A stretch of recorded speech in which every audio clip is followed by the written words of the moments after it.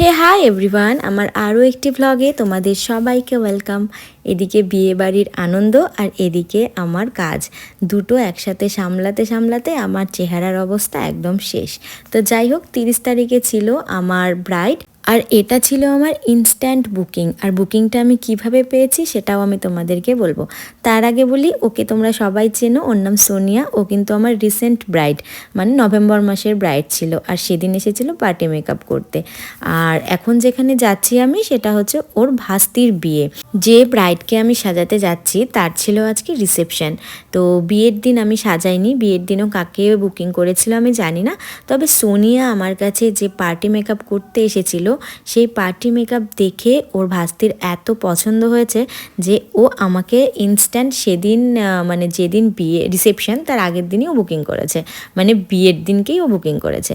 তো যাই হোক, আমরা চলে আসলাম শিশুবাড়িতে। আর প্রচুর ঠান্ডা পড়েছিল, আর এত সুন্দর জায়গাতে এসছি, চারিদিকে খালি শস্য ক্ষেত আর শস্য ক্ষেত, দেখে মন চোখ সব জুড়িয়ে গেছে।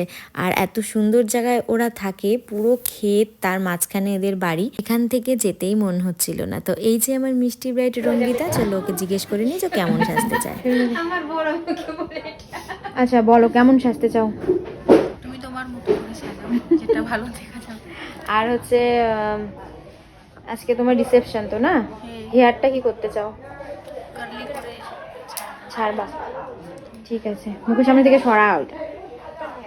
আর তুই ওকে জিজ্ঞেস করার পর বুঝলাম যে ও চাচ্ছে হেয়ারটা কার্লি। আর ওর সাথে যেহেতু আমার আগে প্ল্যানিং হয়নি, সেই জন্য আমি হেয়ার এক্সটেনশনের কথাও ওকে বলতে পারিনি, ও কিনতে পারেনি। তো যাই হোক, শর্ট হেয়ার আছে, তো আমি দেখি কতটা কি করতে পারি। আর ও নিজেই ড্রেসের সাথে ম্যাচিং করে রোজ এনেছিল, বাই রোজ, দেখতেও ভীষণ সুন্দর। তো এখান